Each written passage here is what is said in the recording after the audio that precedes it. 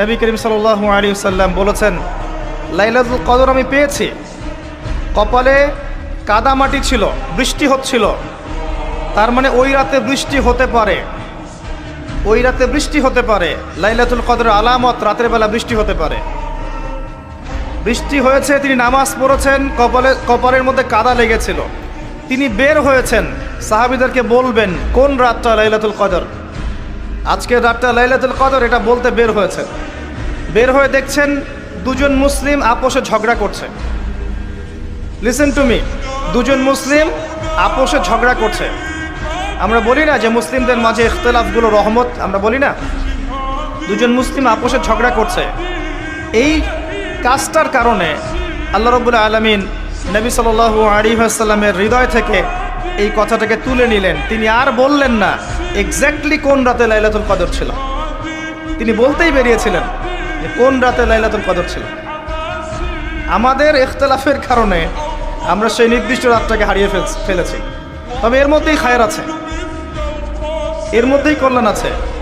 আরবিতে একটা প্রবাদ আছে, কুল্লু শার ইউজাদু ফিহিল খায়র, প্রত্যেকটা অকল্যাণের পিছনেই কোনো না কোনো কল্যাণ আছে। নির্দিষ্ট করে বলে দিলে আমরা বাকি রাতগুলো জাগতাম না। নবী সাল্লাল্লাহু আলাইহি ওয়াসাল্লাম এখন বললেন যে আমাকে ভুলিয়ে দেওয়া হয়েছে কোন রাত, তোমাদের ঝগড়ার কারণে, অতএব তোমরা শেষ দশকের বিজোড় রাতগুলোকে তালাশ করো। শেষ দশকের বিজোড় রাত বলতে 21-এর রাত, 23-এর রাত, 25, 27, 29, এই 5টা রাতের যে কোনো একটা লাইলাতুল কদর। এই রাতে ইবাদত করলে এত নেকি হচ্ছে, কারণটা কি? রাত আর দিন কি ডিফারেন্ট কিছু? প্রত্যেক রাতেই কিন্তু আল্লাহ পাক প্রথম আসমানে নেমে আসেন, প্রত্যেক রাতে, শুধু শবে বরাতের রাতে নয়, শুধু নিসফে শাবানের রাতে নয়, কিন্তু প্রত্যেক রাতেই আল্লাহ পাক প্রথম আসমানে নেমে আসেন। তিনি কিভাবে নেমে আসেন এটা ব্যাখ্যা করার দরকার নেই আমাদের। আল্লাহ পাক বলেছেন নেমে আসি, বাস আসি। কারণ সব কিছু আমরা যুক্তি, বিজ্ঞান, দর্শন দিয়ে প্রমাণ করতে পারবো না। পারবো? সায়েন্সকে জিজ্ঞাসা করেন যে স্বপ্নের ব্যাখ্যা কি, ঘুম কাকে বলে, আত্মা কাকে বলে, আত্মা কঠিন না তরল না বায়বীয়, পারবে সায়েন্স ব্যাখ্যা করতে? কবরের আযাব কি, জিন জাতি কি, জিন জাতি কাকে বলে, জিন জাতি কেমন দেখতে, মালায়েকা কেমন, তারা কিভাবে কাজ করে, তাদের ফাংশন কি, তারা কি ব্যাখ্যা করতে পারবে?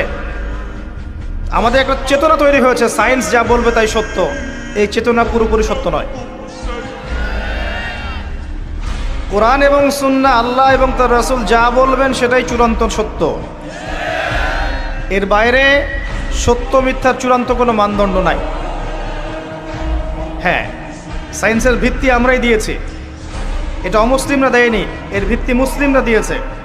পরবর্তীতে এরা এর উপর ঘষা মাজা করেছে। এখন সায়েন্টিফিক এবং টেকনোলজিক্যাল রেভলিউশন আসছে পশ্চিমা সভ্যতা থেকে। এই সভ্যতার ধারক বাহক ছিলাম আমরা। সভ্যতা এদের দ্বারা শুরু হয়নি, সভ্যতা নবীদের দ্বারা শুরু হয়েছে। তো সব কিছু সায়েন্স দিয়ে ব্যাখ্যা করা যাবে এমন নয়, কারণ সায়েন্সের সীমাবদ্ধতা আছে, আল্লাহর জ্ঞানের কোনো সীমাবদ্ধতা নাই। তো আল্লাহ নেমে আসেন, ব্যাস নেমে আসেন। নেমে এসে আল্লাহ পাক কী বলেন? আল্লাহ পাক 3টা কথা বলেন। রাতের শেষ অংশ, রাতকে ভাগ করেন। যদি 6টার সময় রাত শুরু হয়, রাত কিন্তু রাত 12টায় শুরু হয় না, সূর্য ডুবে গেলেই রাত শুরু হয়, এটাই ইসলাম। এখন 6টা থেকে আপনি এই 5টা পর্যন্ত সময়টাকে 3 ভাগে ভাগ করেন। শেষের অংশ ধরে নেন যে 1টা থেকে 5টা, কথার কথা আমি এস্টিমেট করলাম। এই সময়টুকুতে আল্লাহ রাব্বুল আলামিন কাছে নেমে আসে প্রথম আসমানে, অর্থাৎ তার রহমত নিকটবর্তী হয় এবং তিনি আহ্বান করতে থাকেন 3টা জিনিস। 1, কে আছো? আমার কাছে কিছু চাইবে, যা চাইবে আমি তাই দেব। 2, কে আছো? আমার কাছে ক্ষমা চাইবে।